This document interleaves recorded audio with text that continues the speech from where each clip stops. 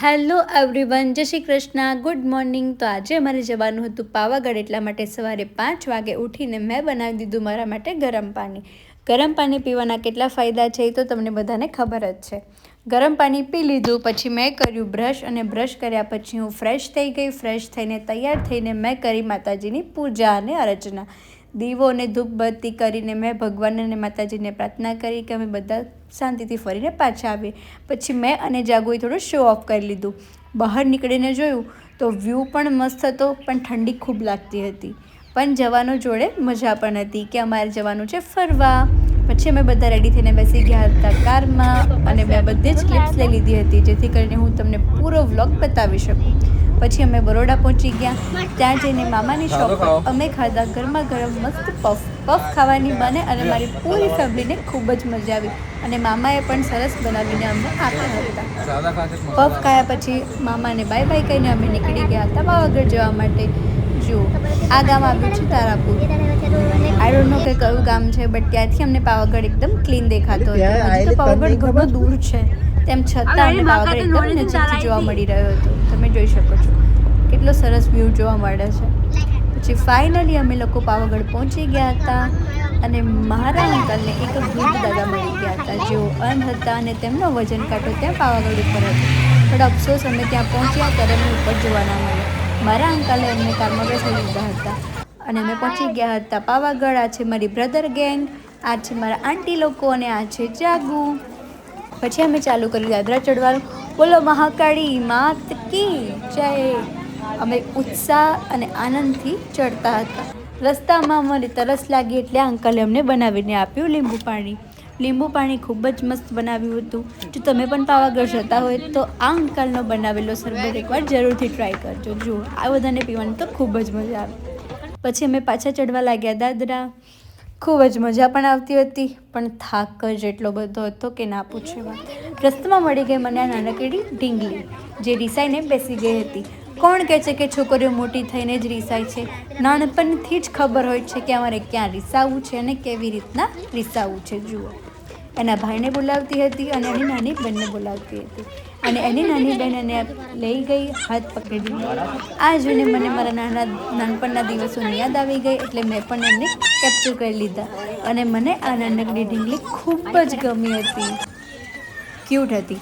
પછી અમે પહોંચી ગયા. ત્યાં અમને સરસ નારિયેળ, માતાજીની લાલ લાલ ચુંદડી જોવા મળી. મેં પછી ખરીદી લીધો પ્રસાદ, ચુંદડી અને હાર. જુઓ, આ કહે છે કે પાવાગઢમાં પુષ્પરાજ જોવા મળ્યો. મેં કીધું તું એન્ટ્રી થોડી મારી લે, તો એને એન્ટ્રી કરી પુષ્પરાજની. પછી ત્યાં જુઓ ભીડ કેટલી બધી છે, માતાજીના ઉત્સાહની, માતાજીના આશીર્વાદની, માતાજીના ઉમંગની. જોઈ શકો છો તમે ભીડ કેટલી બધી છે. ત્યાં મને એક ગાય મસ્ત શણગારેલી જોવા મળી, તો મેં એને પણ કેપ્ચર કરી લીધી. પછી અમે ફાઇનલી પહોંચી ગયા હતા માતાજીના દ્વાર પર. ત્યાં પહોંચીને મેં થોડો હાશકારો થયો કે હા, માતાજી હવે અમને મળી ગયા છે. જુઓ, ભીડ ઉપર કેટલી બધી છે. મને તો આ ભીડ જોઈને જ લાગ્યું હતું કે અંદર જઈને મને દર્શન થાય જ નહીં, કારણ કે ભીડ જ એટલી બધી હતી. બટ લાસ્ટ મોમેન્ટ પર મને દર્શન પણ થઈ ગયા, અને મારો પ્રસાદ પણ ત્યાં ચડાવાઈ ગયો હતો. એ મને ખૂબ જ ગમ્યું હતું. એક ભાઈ હતા જેમને મને આ વિડીયો ક્લિક કરી આપ્યો હતો, તો એમનો પણ ખૂબ ખૂબ આભાર.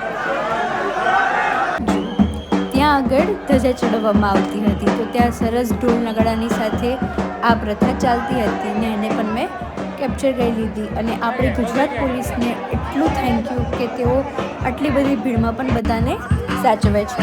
જુઓ, તમે આ ધજા જોઈ શકો છો કેટલી મસ્ત લહેરાય છે. થોડી વાર પછી આ ધજાને નીચે ઉતારી લેવામાં આવશે અને બીજી ધજા ચડાવવામાં આવશે. તો કંઈક આવી રીતે ચડાવવામાં આવે છે, જે મેં ફર્સ્ટ ટાઈમ આવી રીતના લાઈવ જોયું. તો આ મોમેન્ટને પણ મેં કેપ્ચર કરી લીધું. તમે પણ આ જોઈ શકો છો. ત્યાં સરસ માતાજીના નાચ ચાલતા હતા. બોલો મહાકાળી માત કી જય.